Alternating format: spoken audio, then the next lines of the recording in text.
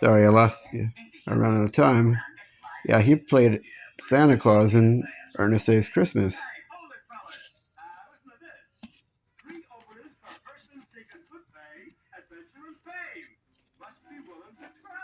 Jafar. Back then they didn't have several household name actors in every animated movie. Some of them were mostly voice actors or and little known actors. Of course, there was the genie played by Robin Williams, and a lot of grown-ups returned to the movie just to catch all of Robin Williams' lines. Abu.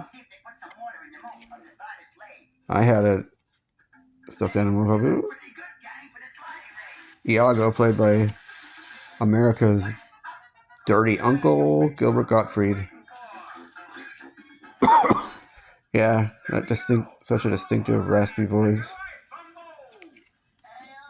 Raja.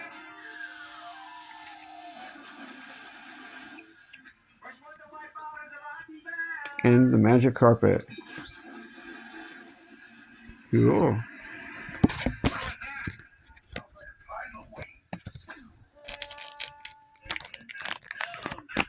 There's the peddler there who narrates the story, and he was actually played by Robin Williams. Cave of Wonders. Kind of mystifying. Well, as far as movies go, it was at the time I was a little past the age where I realized that what was on screen was not real. Finally realized that just months before I saw this, I think.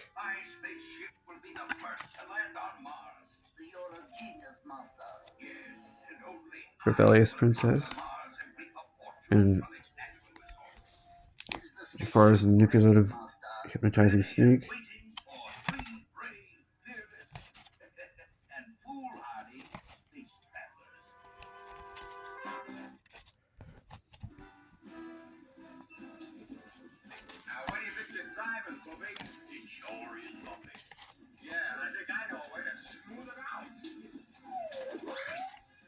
I don't have a binder for these, so I'm going through one at a time.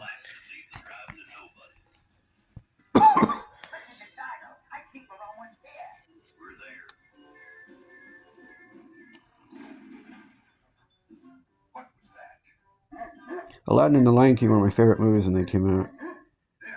Aladdin came out over a year and a half before The Lion King, but The Lion King came out 1 year before Pocahontas because for a while the yearly animated Disney picture came out around Thanksgiving instead of in June. That was the way with Aladdin, Beauty and the Beast, Rescuers Down Under, The Little Mermaid, I'm Going Back sequentially, Oliver and Company, and then The Great Mouse Detective came out in the summer. And then, wow, look at the Cave of Wonders. Amazing, huh?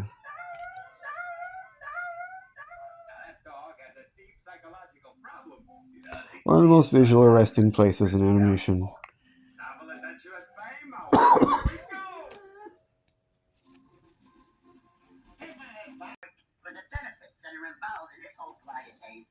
Here, I'm back again.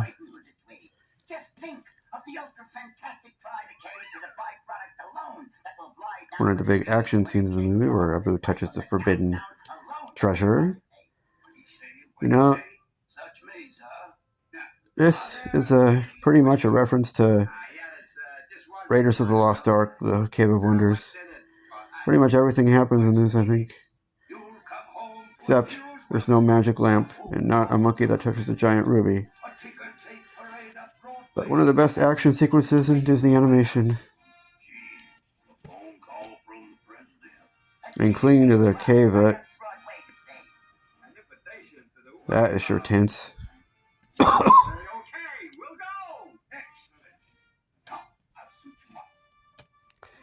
Yeah, it wasn't like 40 minutes through that the genie appears.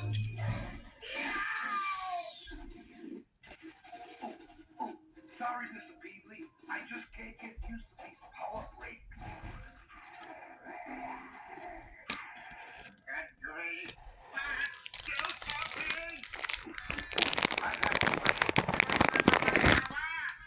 Every man for himself.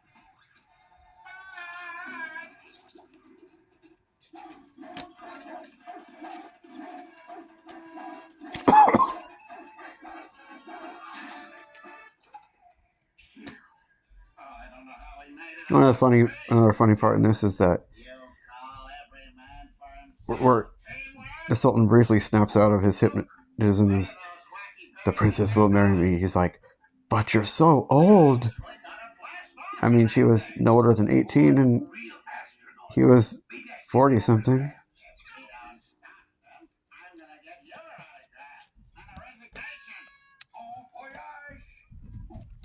The professor's leaving.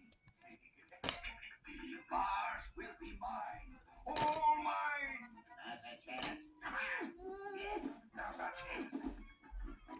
Aladdin says, do you trust me just like you did in the market in his home? And she found out it was him. Oh, hi, Mr. Peebly. So you want to pay the clip to get in on the Fame and Glory Theater practice day?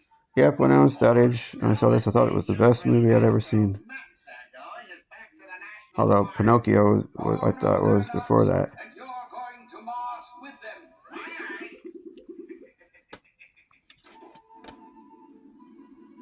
This scene always seemed pretty tense to me. I think we just became astronauts. Kind of a funny off-color joke for a G-rated movie. Alan Gritton kind of funny, a kid, although wasn't thinking of picking out curtains or anything. Hey, look, Mr. Peebly, I'm floating. And finally, Aladdin destroys Jafar's hypnotizing snake. Most of you know how the story goes. Scary, huh? It looks like Chernobyl from Fantasia.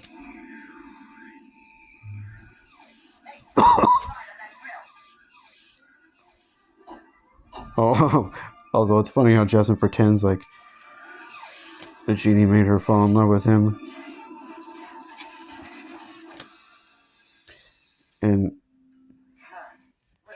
great action, huh, in this movie. This might be the most intense climax in a Disney animation from the Renaissance.